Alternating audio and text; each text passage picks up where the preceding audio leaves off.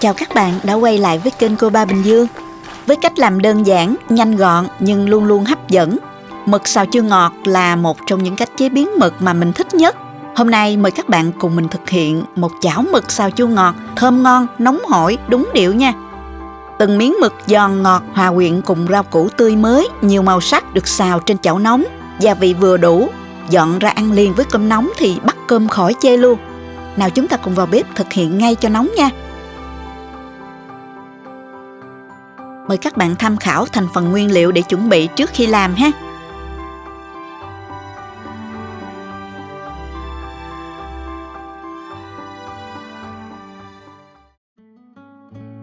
Đầu tiên, ớt chuông thì mình rửa sạch, bỏ đi phần hạt. Mình cắt miếng vuông vừa ăn nha.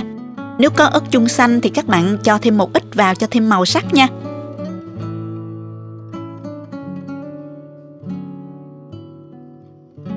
Dưa leo thì mình chẻ đôi và mình cắt xéo ha.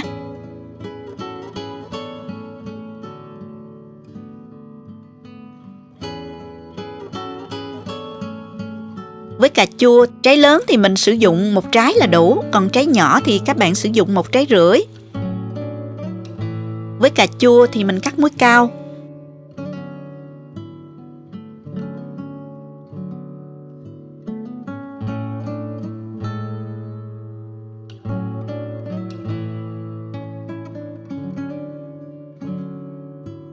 Hành tây này thì mình cắt miếng vuông như thế này nè.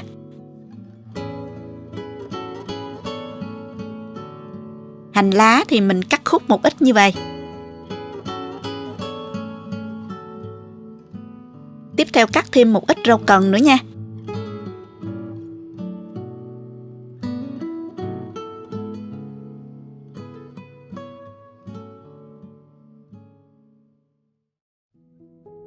Hành và tỏi thì mình cắt và mình băm nhuyễn ra ha.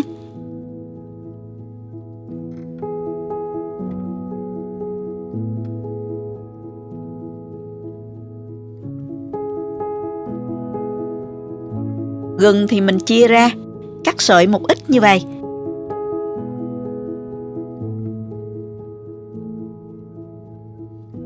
Còn lại thì mình đập dập để chút nữa trụng mực ha. Mình sử dụng khoảng 100 g thơm, chừng 1/4 trái đó các bạn. Mình gọt vỏ sạch. Tiếp theo thì mình cắt thơm ra.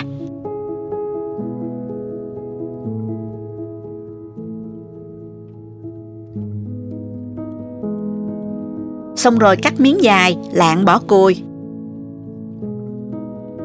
Sau đó cắt miếng vừa ăn cỡ như vậy là được nè các bạn.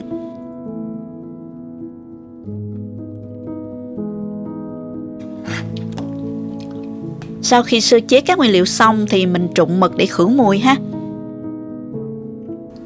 Đợi nước sôi thì mình cho vào gừng nè. Và 3 muỗng canh rượu trắng. Và mình cho mực vào trụng. Mực này đã rửa với muối sạch sẽ rồi các bạn. Mình trộn qua trộn lại rồi mình vớt ra ngay chứ mình không trụng lâu nha các bạn. Bước này giúp khử mùi tanh của mực, nhất là đối với mực giữ đông lâu á. Nếu mực tươi thì các bạn có thể bỏ qua bước này nhé. Bây giờ thì mình vớt mực ra để ra rổ cho ráo nước nha. Bước tiếp theo thì mình cắt mực ra luôn nè. Mình sử dụng mực ống hơi nhỏ nên mình sẽ cắt khoanh. Còn nếu các bạn sử dụng mực lá có độ dày đó thì mình cắt tùy thích nha.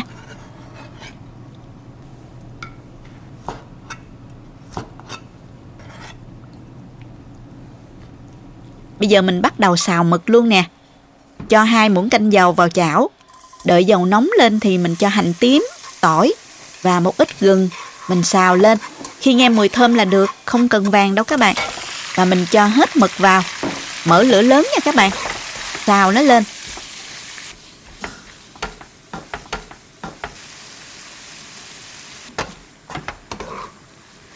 Và mình nêm vào 1 muỗng cà phê bột nêm gà.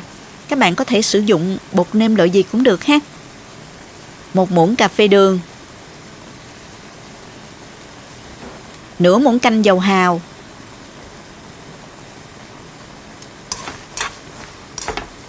Nửa muỗng cà phê tiêu. Mình xào trong 3 phút là mực đã chín.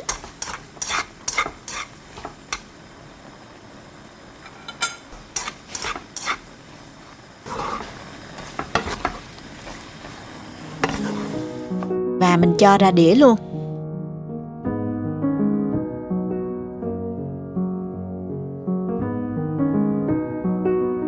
Tiếp theo thì mình cho 1 muỗng canh rưỡi dầu vào chảo. Cho hành tím nè và tỏi vào, mỗi thứ khoảng 1 muỗng cà phê đó các bạn. Xào lên. Khi nghe mùi thơm rồi á, thì mình cho đầu tiên là dưa leo nè.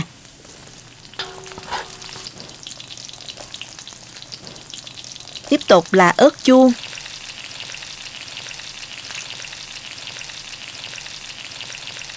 Rồi đến khóm. Mình xào nhanh tay với lửa lớn. Sau cùng là cà chua nha. Và mình nêm vào đây hạt nêm nè, dầu hào, mỗi loại 1 muỗng cà phê đó các bạn. Và nửa muỗng canh nước tương. Xào với lửa lớn trong 3 phút là rau củ nó vừa chín tới luôn. Bây giờ mình cho mực đã xào lúc nãy vào luôn. Xóc đều lên với lửa lớn nhất nha. Bây giờ cho tiếp hành tây vào sau và trộn lên cho hành chín. Món này á, lúc làm nhìn mọi thứ tươi mới, nhiều màu sắc, nghe tiếng xèo xèo và mùi thơm nữa, đói bụng lắm luôn các bạn ơi. Người ăn mà được nhìn thấy lúc đang xào này thì càng thêm phần hấp dẫn. Cho hành lá, cần tàu.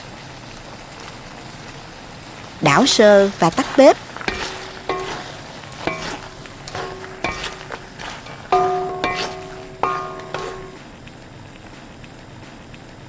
Rắc thêm một ít tiêu nữa cho dậy mùi thơm nè. Mình đã hoàn thành xong món mực xào chua ngọt rồi. Mình cho ra đĩa và dùng cơm ngay cho nóng nha. Nhìn đủ màu sắc hấp dẫn chưa nè.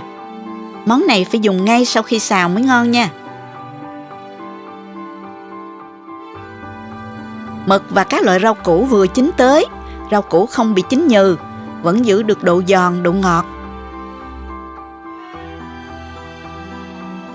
Mực mềm, giòn, thấm vị chua chua ngọt ngọt của thơm, của cà chua cùng các gia vị vừa vặn, rất kích thích vị giác, không hề bị ngán. Khi ăn chấm thêm một chút nước tương cho đậm đà nè.